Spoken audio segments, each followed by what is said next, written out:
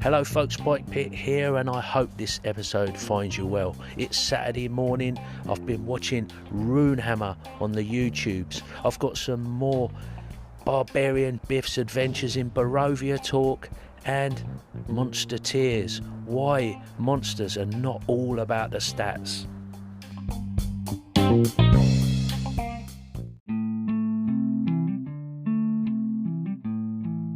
Question 25. Where has that character been? Biff is not particularly well travelled.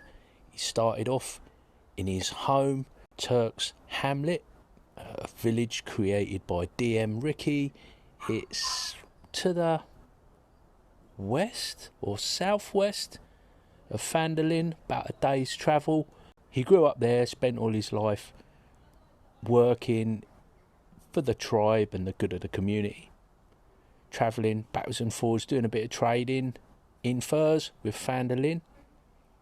Phandalin being the other main location that's like more or less headed into town for him, even though that is still small.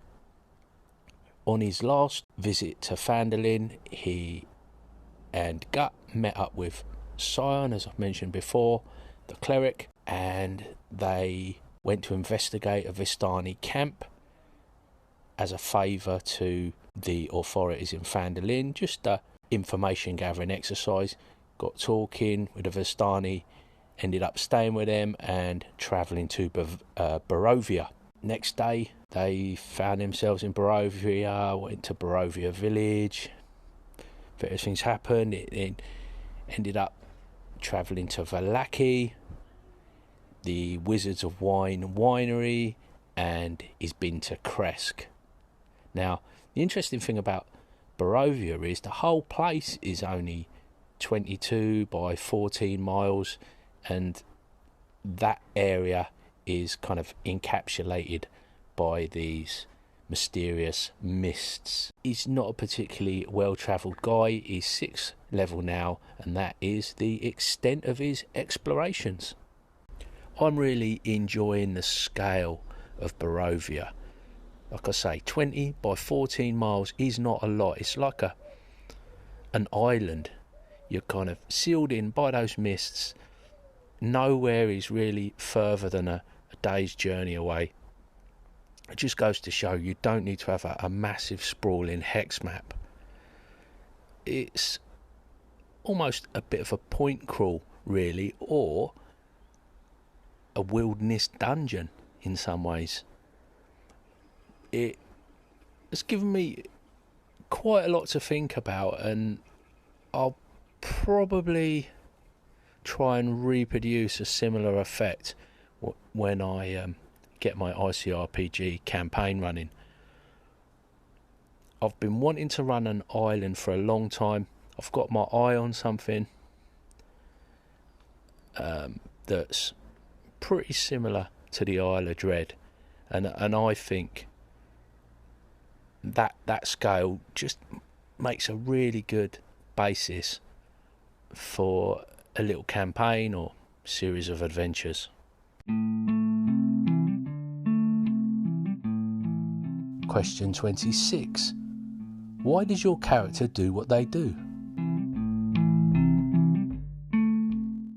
Biff is basically just a good guy. His ambition is to be a hero and get a worthy a reputation worthy of the ancestors, so that he can stand in the afterlife shoulder to shoulder with the ancestors that he is guarding, and he wants to be sung of in the tales of the folk from Turk's Hamlet, and the people he meets he wants to make an impression on. But sometimes, he lacks a little bit of patience. He gets frustrated and he flies off the handle. He doesn't suffer fools lightly, but ultimately he wants to do the right thing. In Barovia, he has been particularly frustrated. There's a few things that involve bad things happening to children, particularly where it concerns witches, hags, stuff like that. He's not into that at all, and kids go missing on a regular basis, and he takes it all to heart. In a recent session, we've got to the bottom of some of this, and he's got some satisfaction, and some wrongs have been put right to a certain extent. So some of the frustration has eased, but there's more work to be done, and Biff's your man. When you need wrongs putting right, Biff Buckfast and his doughty companions are first in line.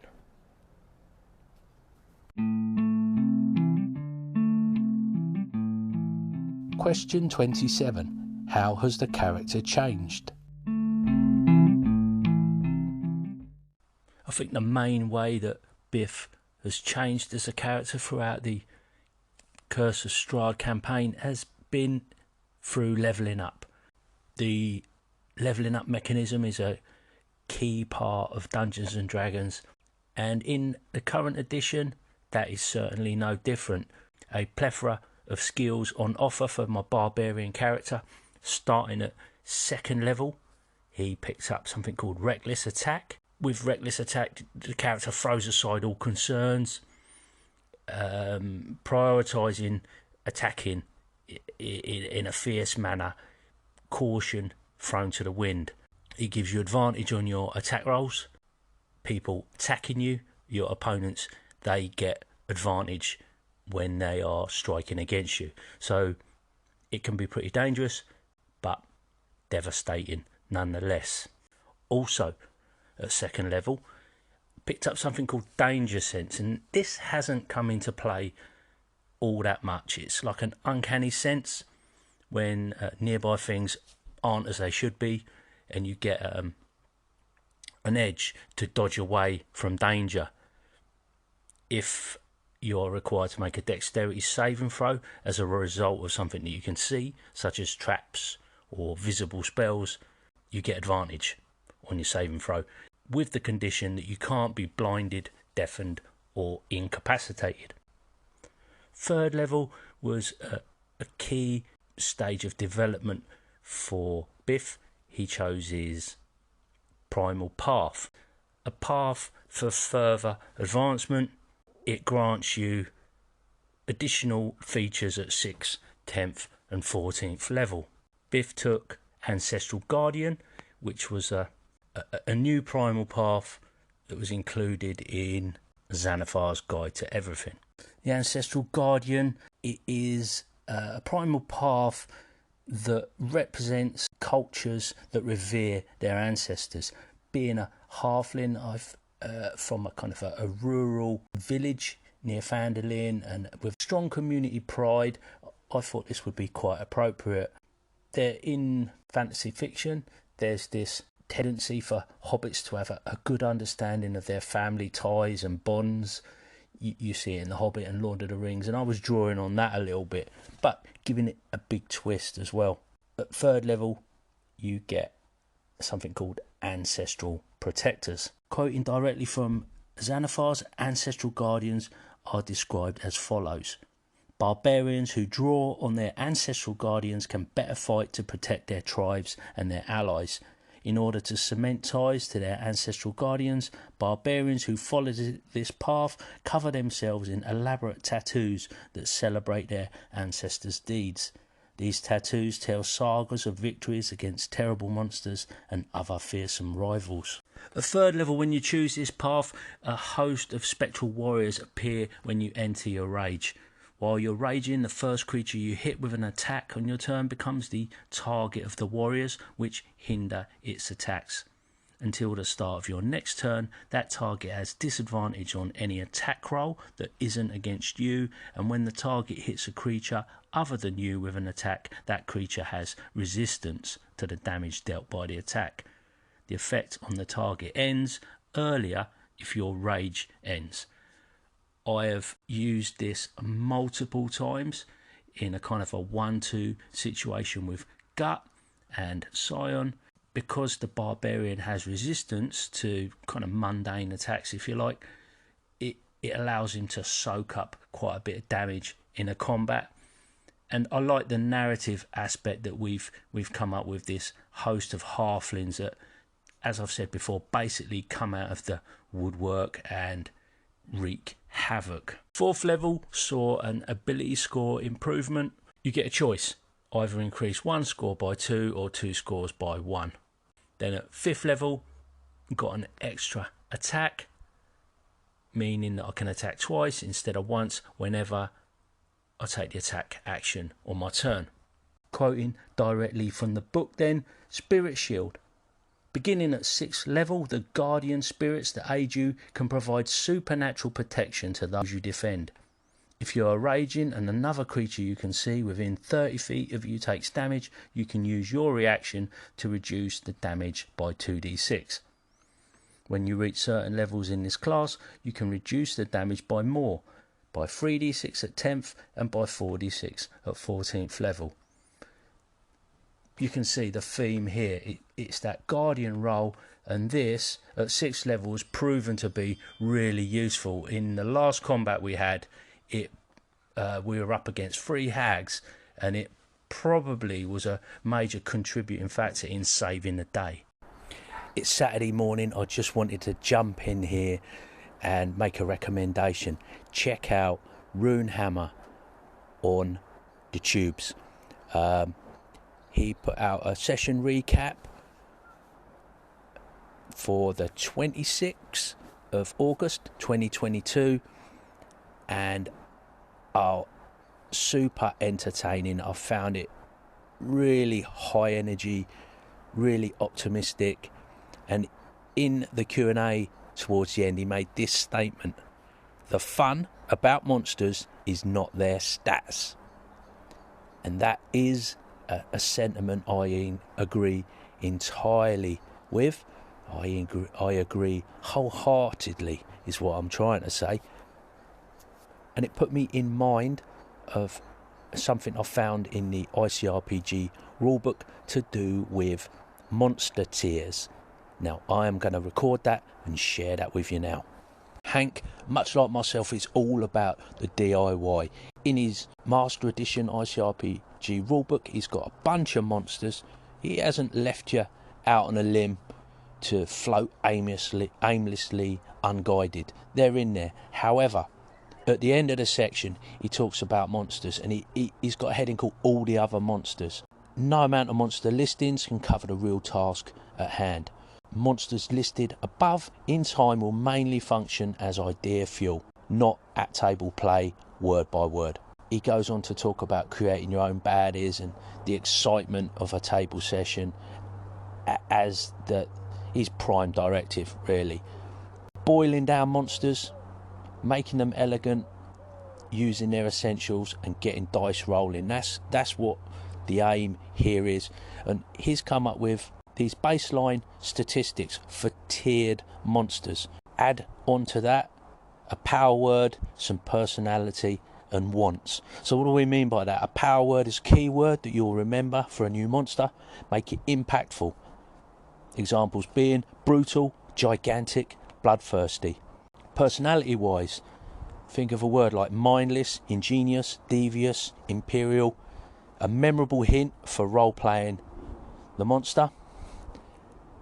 Even if the other details slip, you've got something to grasp onto there in your moment of anxiety or panic or whatever it is that fuels the need for improv at your table.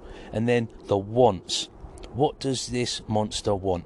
Answer that and you've got a clear objective and direction for the way this baddie is going to act, basically.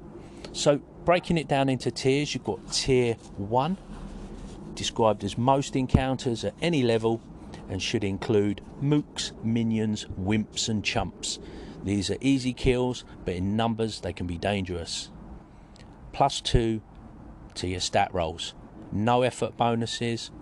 They take 1 action per turn. They have 1 heart. A super mook is only 1 hit point and no stat bonuses. So that is, a super mook is like the weakest of the weak. Then we step up to tier 2 monsters. Mooks die by the dozen, but bona fide enemies, mixing it up and shocking players with sudden powers. More hearts isn't the trick, it's more killing power. They get the +4 on the stat rolls, no effort bonuses, still no effort bonuses, still an action per turn, but they have stepped up to 2 hearts and 1 interesting piece of gear or a unique attack ability. At tier 3 you have the sub-boss or Wimp Gate monster, who really tests the hero's ability to think creatively and not just attack until they win. +6 to the stat rolls, +2 to all the effort, 2 actions per turn, 4 hearts and or some kind of damage immunity, and at least 1 special ability such as an area blast, hit point drain or insta-kill without roll. Finally, we move to the tier 4 monsters. At highest tier you have your supreme enemy. You may even say that hearts don't matter, like a vampire or a dragon. Even if defeated, tier 4 monsters seldom actually die, they are merely delayed. +8 to all the stat rolls, +4 on all the effort rolls, 3 actions per turn, 4 hearts or damage, immunity and self-healing actions, or probably in addition to the 4 hearts, and at least 1 special ability such as area blast, escape and heal, summon extra monsters and destroy gear or change environment, target and timer. So you've got your power word, you've got your personality, you've got your wants, you've given your monster a tier. Then Hank gives you some suggestions for abilities such as repel them, use magic or muscle to shove enemies away. This ability can be especially deadly if combined with a ranged barrage. You might have something like negate their attacks. Any monster action that costs players a turn is very powerful but can be disheartening, so be judicious with such abilities. Behave in cycles. When monsters do the same 1, 2, 3 action combos, players can learn their pattern and exploit it. That is a great fight.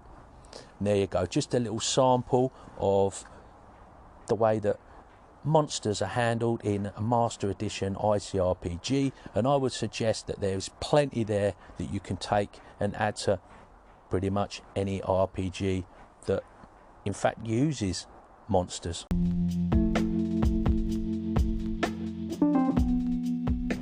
And there you go, that is a wrap. A big thanks goes out to the pit crew, the generous folks supporting my endeavours over on Spike Pit Patreon, and a big thanks goes out to you, the listener, for taking a bit of time out of your day to listen to old Spike Pit. Take care, and I'll catch you later.